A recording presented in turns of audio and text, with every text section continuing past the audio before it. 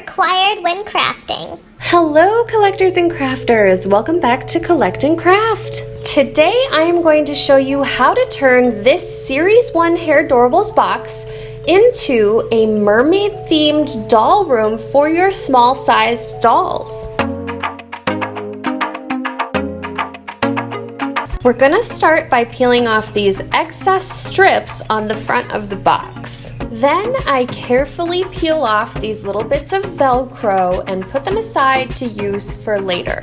I open up each side and take out the plastic that's in each of them. Now I can slide out the little shoe backdrop, glue it with some tacky glue. You can use stick glue, but I recommend tacky. Place it back in the box, leaving just the end piece open so that you can glue the tabby and stick it in between. Now you're gonna take a little wooden dowel and measure it to fit the other side of the box. Cut on the line and glue inside the box. I definitely recommend laying the box on its side and placing something heavy on top while the glue dries.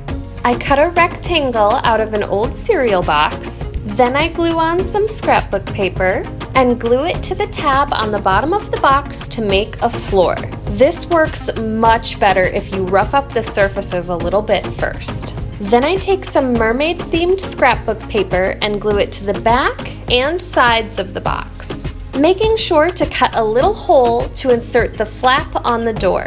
I then cut the little strips from the left side, make a little snip in each corner, and then you can either fold these down and glue them in place, or just cut them all out like I did. I also added some scrapbook paper to the front of the box and the closet door on the inside. Then I took a couple of scrapbook paper scraps, glued them together, and glued that to one side of the front of the box. I cut out 3 little pieces of foam board and glued them inside the box where it already looks like there are shelves on the background. Now we can take that Velcro that we put to the side and stick it on the front of our box to make a latch.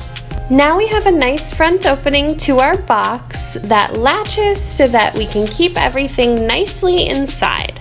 Now it's time to make a bed. So I grab a mini cereal box, stuff it with some scrap paper to help it keep its shape, and glue the flaps shut. Then I grab some thin foam sheets and glue them to each side of the box. Time to make a mermaid-themed blanket and pillows using this fabric I found at Walmart. I measure and cut 2 5.5 by 6.5 inches of fabric, leaving 1/4 inch on the inside for a seam allowance. I sew the fabric together on the reverse side, stopping just before closing and using the little hole to pull the fabric right side out, and finish by sewing up the end. And if you use 2 different types of fabric, you can make the blanket reversible like I did.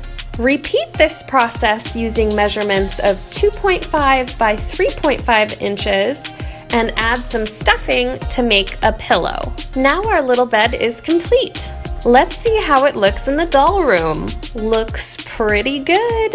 Now I think we just need a little nightstand to go next to the bed. So I grab an old wooden thread spool and paint it with a white acrylic multi-surface paint. I was originally gonna make this solid white and add a few more coats, but it actually turned out this really cool purple color and had this cool pattern at the top.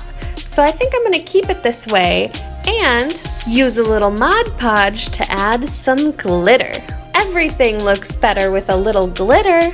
Now I'm gonna grab some scrap yarn and glue it all the way around the spool. Then I take the plastic bottom of a little quarter machine prize container and paint it with some light purple paint. Then cover it with some Mod Podge and add a bunch of blue glitter. I take a toothpick and clip off one of the pointy ends and paint the whole thing with my purple paint, hot glue some beads together and push the toothpick through, stopping at just the end of the beads. Then I glue the beads to the top of the spool. I add a small bead to the top of the lampshade I made, and then I glue the lampshade to the top of the toothpick. And now we have a little sparkly nightstand with an attached lamp. All we're missing now is a little something for the wall. So I grabbed some magazines, cut out an image, and glue it to a piece of scrapbook paper, adding a little border around the edge to make it look like window trim. I then used some Loctite Fun Tack to stick the image onto our background, making a window. Now we just need to fill our closet and shelves with some doll accessories. You can easily make some doll clothing hangers out of paper clips or jewelry wire, or you can just borrow some hangers from Barbie. Let's fill up this closet with our Hairdorables outfits and add some Hairdorables accessories to our empty shelves. I think every doll needs a stuffed animal, and this bed needs something on it. I have this old Series 9 Surprise-A-Mole that we can open and use as a stuffed animal for our dolls. I love blind bag toys. I cannot wait to see what we get. Oh man, the color of this ball is so cool. All right, let's open it up and see what's inside. Oh my gosh, that is so perfect. We got the pink teddy bear. Looks like we got the ultra rare Roxy. She is gonna look so good on our little mermaid bed.